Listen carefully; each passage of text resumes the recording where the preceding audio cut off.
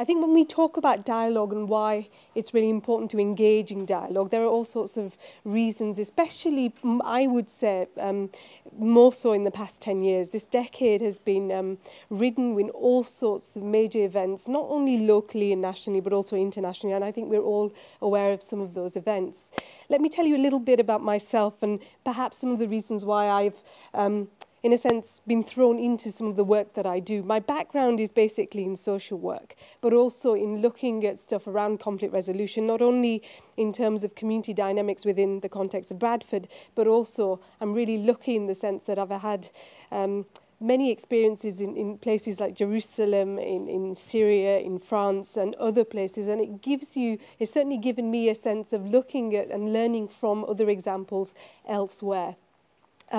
I grew up in Bradford, as Andrew said. I grew up, my parents, it was a normal story. My father came to Bradford in the 60s, worked really hard to support the family in Pakistan, but also the family in Bradford. He worked 7 days a week, quite literally.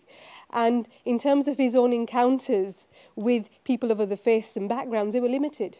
In fact, most of the time it was a case of working 7 days a week and not really having much of a social life. The community that I grew up in was predominantly Muslim, predominantly Pakistani heritage.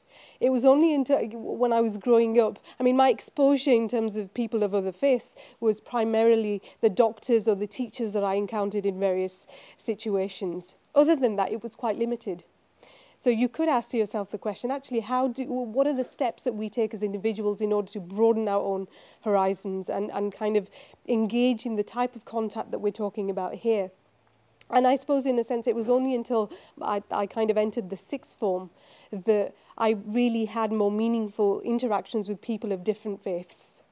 And it was through the discussions around RE, it was through the discussions around kind of subjects like humanities, that actually it made you think, what is my role in the community that I live in today?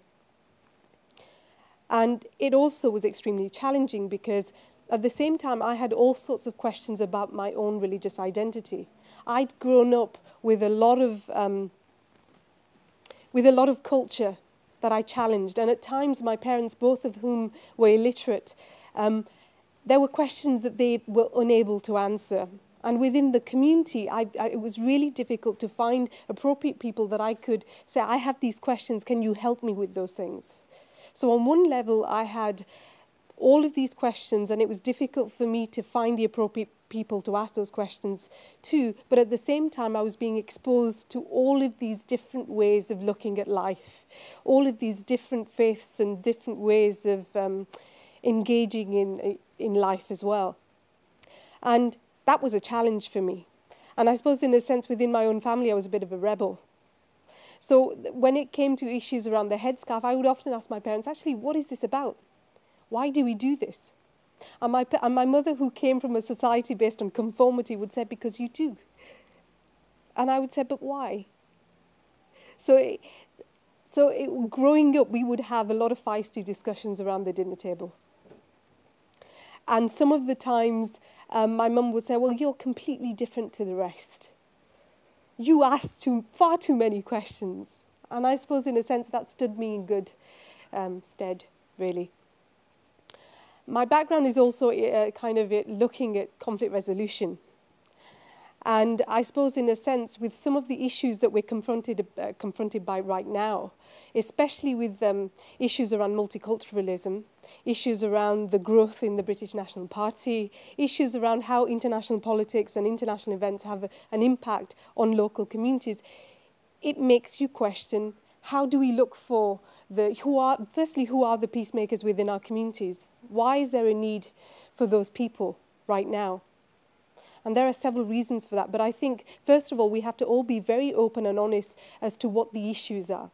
And what I found in my experiences, especially when we discuss what dialogue is that sometimes there's a reluctance on the part of people to engage with the real issues because people kind of shy away from those issues connected to actually, how does the situation in Israel and Palestine have an impact on how we engage with one another as Christians and Muslims and Jews or any other member of the community, regardless of faith or background? How do issues like drugs and gang warfare have an impact? You know, how do we create spaces in which in which some of these really difficult issues can be discussed?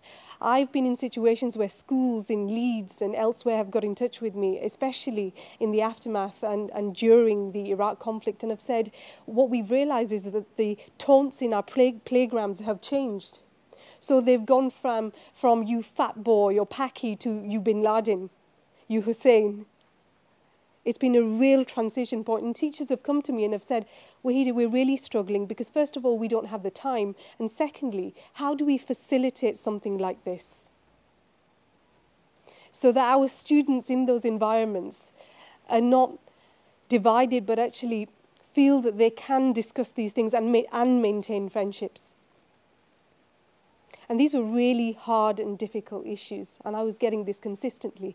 At the same time, one of the things that happened to me, especially after 9/11, was that I had small kind of village, kind of churches in villages in places like Kirkby Stephen and Scotland contacting me and saying, actually, we realise that we know nothing about Muslims, and we would really like to have some sort of an interaction, because within our areas there is no Muslim community. So my question was, how meaningful is this interaction? Is it something that is superficial because all of a sudden Muslims have become exotic subjects? Or is it something actually that is really needed because there is genuine concern and people genuinely want to learn? And it was interesting because when you look at something like the National Interfaith Network, what their findings suggest is that the participation of women within these areas has increased dramatically since the 80s. And it's women that are almost dynamic forces within communities, and I certainly see that. We were having a conversation earlier on. It's women, certainly within places like Bradford, that are almost making those connections with women of different faiths. And it's almost been a silent revolution that's been taking place for over a decade, and it's gaining momentum. So in a sense, with the type of work that I do, which incidentally over the past couple of years has been looking at voices, Muslim women's voices in particular.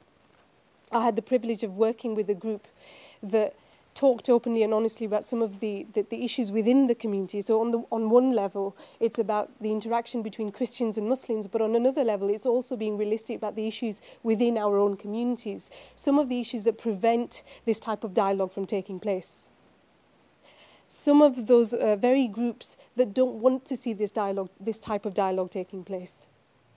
And that's a direct challenge to youth workers. You know, it's a direct challenge to people that want to create an atmosphere where